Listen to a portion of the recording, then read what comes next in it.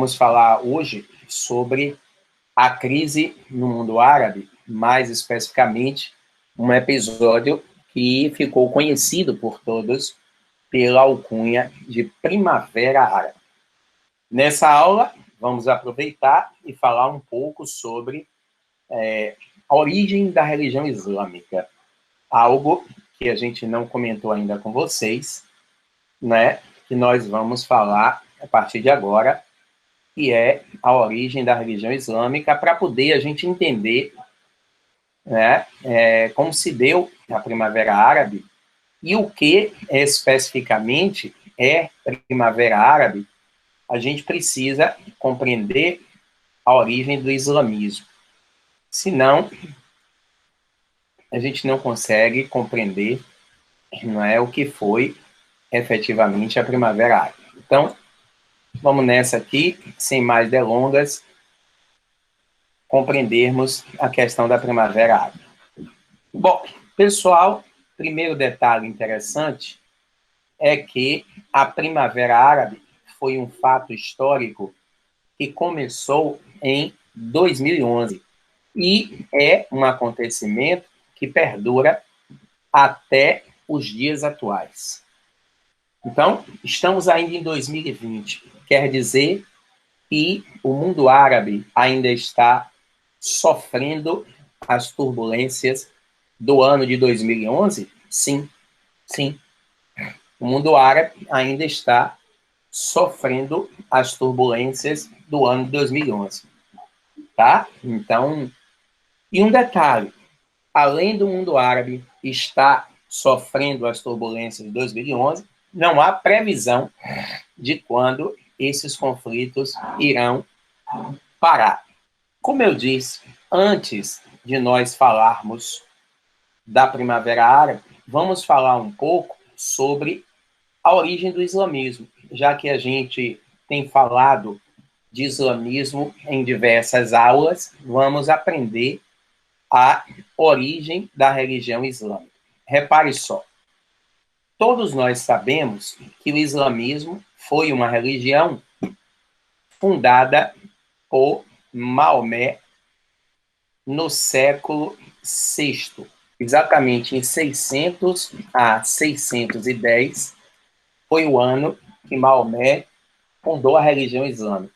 Como 600 ainda é o século VI, existem duas versões sobre a origem do islamismo. A primeira versão é a versão ocidental. É a versão contada por nós, historiadores do Ocidente. E a versão ocidental, ela nos diz que o islamismo nasceu de uma fusão de elementos do cristianismo com o judaísmo. Ou seja, o islamismo, ele nasceu de um processo de sincretismo. Maomé pegou valores da cultura cristã, fundiu alguns valores da cultura judaica, e desta fusão de valores da cultura cristã a alguns valores da cultura judaica, é desta fusão que surge a religião islâmica ou muçulmana. Islamismo é sinônimo de muçulmanismo, certo? Infelizmente, algumas pessoas ainda confundem isso. Mas chamar um indivíduo de islâmico ou chamá-lo de muçulmano dá no mesmo, certo? Você está usando sinônimos para rotular o cidadão. Ok. Já na visão muçulmana, já na visão oriental, na visão da Sunna, o que é Sunna?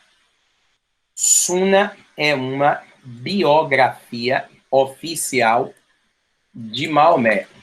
A história de Maomé, contada pelos muçulmanos, é diferente da história de Maomé, contada, narrada pelos cristãos. Pois, segundo a Sunna, o islamismo é uma religião revelada. O islamismo foi revelado a Maomé pelo arcanjo Gabriel. Um belo dia, Maomé estava numa montanha, quando o anjo Gabriel é o mesmo anjo da Anunciação, ou seja, Gabriel é o mesmo anjo que veio anunciar a gravidez de Maria. Então, Gabriel apareceu para Maomé e revelou a Maomé que ele era o profeta escolhido por Deus para difundir a sua palavra, ou seja, para difundir a palavra de Deus. Segundo o islamismo, segundo a religião islâmica, o mundo teve 3 profetas. O primeiro profeta que o mundo teve foi Moisés. Para eles, Moisés foi o profeta do judaísmo. Moisés foi o profeta do judaísmo. O segundo profeta que o mundo teve foi Jesus. Jesus foi o profeta do cristianismo. Então, os muçulmanos acreditam em Jesus, mas os muçulmanos não acreditam que Jesus foi o Filho de Deus, no sentido literal da palavra. Para os muçulmanos, Jesus foi um profeta, tá? Como foi o Moisés. Eles não desrespeitam a figura de Jesus, mas eles não acreditam que Jesus tenha sido, não é, o Filho de Deus no sentido literal. Jesus foi um profeta, né, enviado por Deus, assim como Moisés, para difundir a palavra religiosa, a palavra de Deus. E, por fim, na visão muçulmana, o terceiro, o último e o mais perfeito dos profetas que o mundo conheceria, Maomé. Portanto, na concepção do islamismo, Maomé não veio criar nada novo. Maomé veio para dar continuidade à mensagem que começou com Moisés, continuou com Jesus e foi finalizada com Maomé. Qual das duas visões está correta? A visão ocidental ou a visão oriental? Bem dentro daquela ideia de subjetividade que nós temos, ambas as visões estão corretas. Os ocidentais, eles não podem tripudiar da ideia de que Maomé recebeu a revelação de um arcanjo. Os ocidentais não podem tripudiar dessa ideia. Porque se a gente tripudiar da ideia que Maomé recebeu a revelação de um arcanjo, eles, muçulmanos, podem tripudiar da ideia de que Gabriel apareceu para Maria, revelando-lhe a gravidez de Jesus. Entendeu? Então, religião é uma coisa que envolve dogmas. E não é interessante a gente mexer com valores dogmáticos. Valores dogmáticos, eles existem para ser respeitados e não tripudiados. Maomé, ele começou a pregar o islamismo no século VI, mas no século VII, o islamismo,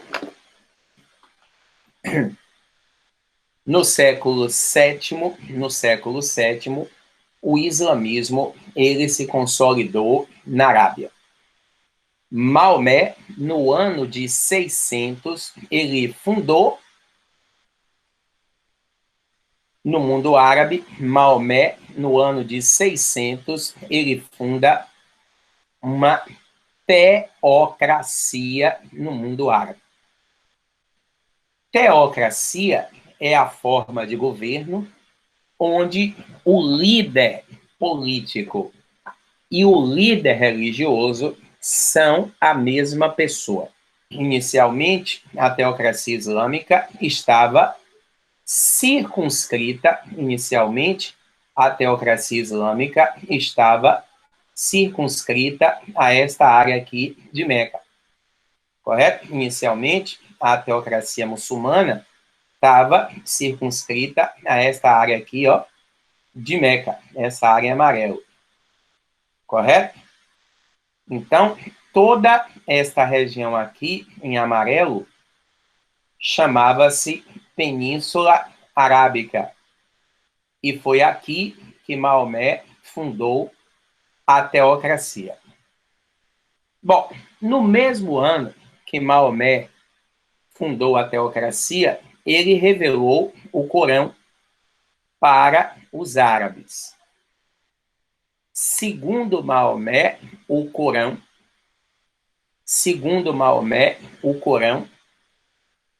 foi um livro revelado a ele por Alá, mas Alá não é nome próprio. Deus não tem nome próprio. Já pensou? Como é o nome do seu Deus, Roberto? Isso não existe. Deus não tem nome próprio. Alá significa Deus em árabe, como Iavé significa Deus em hebraico. Quando Maomé fundou a teocracia, junto com a teocracia, ele difundiu entre os árabes o Corão. O Corão é o livro sagrado da religião islâmica. Maomé diz aos muçulmanos que o Corão foi um livro revelado por Deus para ele. O Corão é o livro sagrado da religião islâmica e, segundo Maomé, foi o livro ditado a ele por Deus. Então, todos os muçulmanos no planeta acreditam no Corão. E um detalhe, o Corão é mais do que um livro religioso. Porque o Corão, além das normas religiosas,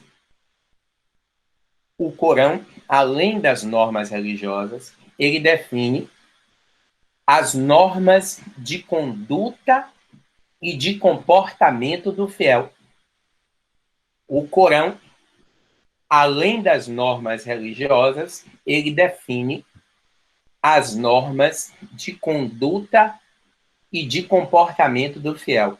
Ou seja, nos países muçulmanos, até hoje, não existe código de leis. Existe o Corão.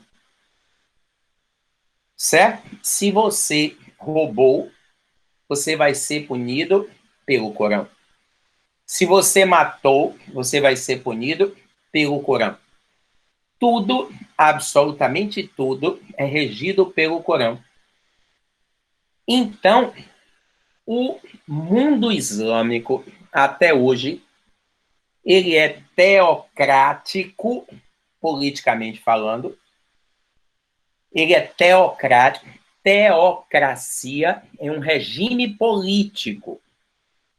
Então, o mundo islâmico é teocrático porque o líder político e o líder religioso são a mesma pessoa, e o mundo islâmico, além de teocrático, é teocêntrico. Por quê? Porque ideologicamente eles acreditam que tudo que acontece por vontade de Deus. Era exatamente o que acontecia com nós ocidentais no mundo feudal. Nós éramos teocêntricos. Teocracia é a organização política. Teocentrismo é a ideologia forma de pensar. Então, um cidadão que é teocêntrico, ele pode até viver numa democracia. O Brasil é uma democracia. O cidadão pode viver no Brasil e ser teocêntrico. O Brasil é uma democracia. O Brasil não é um país teocrático. O Brasil é uma república presidencialista. Então, uma pessoa pode viver no Brasil, tá? E ser teocêntrico. Achar que tudo que acontece no Brasil é porque Deus quer. Essa é a diferença de teocracia para teocentrismo. Então, o Corão, além de um livro religioso, é um livro que define as normas de conduta e de comportamento do fiel. Nos países muçulmanos, até hoje, não existe código de leis. Não existe código penal, código civil, código de processo penal, código de processo civil.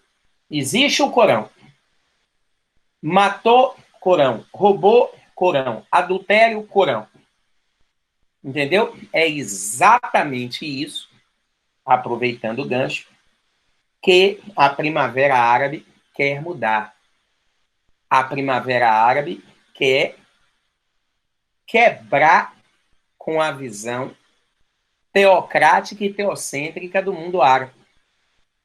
Qual é o grande objetivo da Primavera Árabe? Fazer o que a Revolução Francesa fez, separar religião de política. Ou seja, o grande objetivo da Primavera Árabe é criar um Estado laico. Aí algumas pessoas perguntam, ô Garrido, criando um Estado laico, o islamismo não vai se enfraquecer? Não. O Ocidente não criou um Estado laico? Criou. Com as revoluções burguesas, né, que começaram no século XVIII, solidificaram-se no século XIX. O Ocidente criou um Estado laico.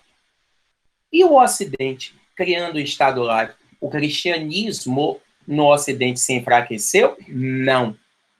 Não confunda centavos novos com sentar nos ovos. Uma coisa não tem nada a ver com a outra. E quais são, segundo o Corão, quais são as principais obrigações do fiel? Primeira e mais importante, crer em Alá e no profeta Maomé. Crer em Deus sobre todas as coisas. Está nítida aí a influência do cristianismo. É o primeiro mandamento judaico-cristão. Crer em Deus sobre todas as coisas. Correto? Crer em Alá e em seu profeta, Maomé. Segunda obrigação do fiel muçulmano, realizar 5 orações diárias voltado para Meca. Ele tem que realizar 5 orações diárias voltado para Meca. Porque Meca foi onde tudo surgiu. E outra coisa, a oração islâmica, pessoal, ela não é uma oração só com palavras.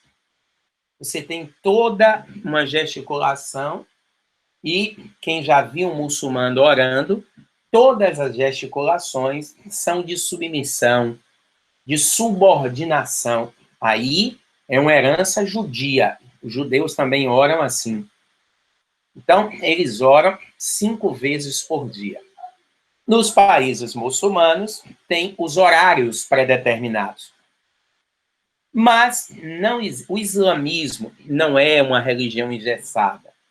Nada da gente entender o islamismo como um radicalismo religioso, pelo amor de Deus.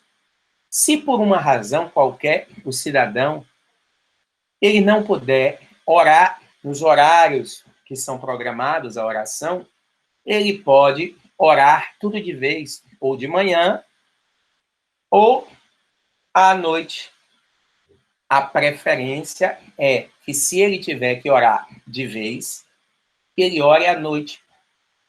Por quê? Porque à noite dá tempo dele passar em revista todos os pecados que ele cometeu. Interessante. Tá? Então, essa é a segunda obrigação do fiel. Terceira, jejuar no mês de Ramadã. Ramadã é o 9º mês do calendário muçulmano. Segundo o Corão, é o mês que Maomé ficou 30 dias e 30 noites no deserto, jejuando e orando. Então, os muçulmanos, no 9º mês, que não é setembro, porque o calendário islâmico só tem 10 meses, o calendário deles é lunar. No 9º mês, todos os muçulmanos têm que jejuar do nascer ao pôr do sol. À noite, pode se alimentar livremente. Agora, todos devem jejuar, só estão liberados do jejum menores de 5 anos, grávidas, maiores de 60 e doentes. Outra obrigação do fiel, ir a Meca pelo menos uma vez na vida. Se ele não tiver condições econômicas, não tem problema.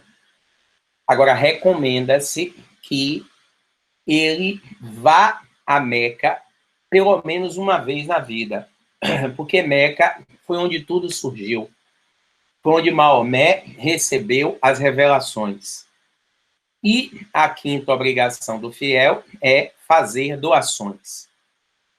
Todo fiel tem que fazer doações. Essas 5 obrigações, elas são indispensáveis. São os 10 mandamentos do cristianismo que todos deveriam cumprir, obedecer. Agora, existe, para além dessas 5 obrigações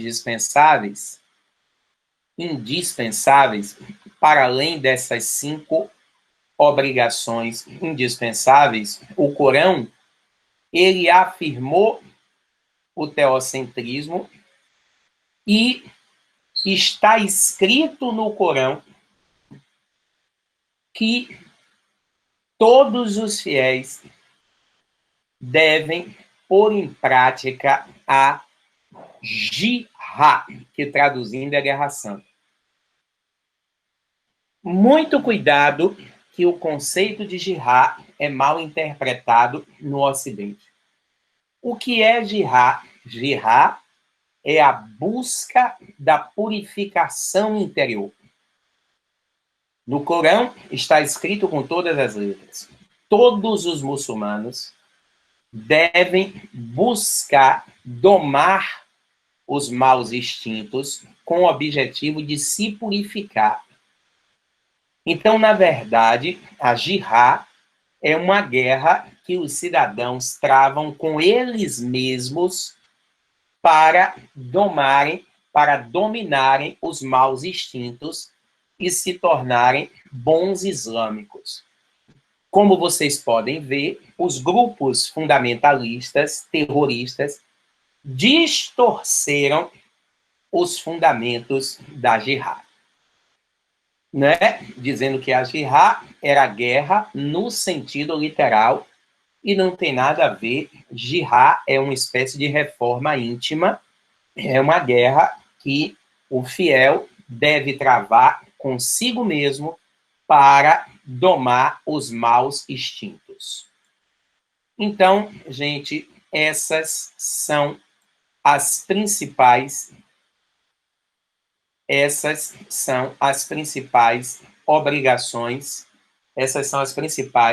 obrigações, do fiel muçulmano. Essas 5 são 5 mandamentos, né, de Maomé. Essas são as origens do islamismo e as 5 obrigações do fiel. Tá bom? Na próxima aula, vamos continuar daí para vocês entenderem o que foi que desencadeou a Primavera Árabe ou as lutas por democracia no mundo islâmico.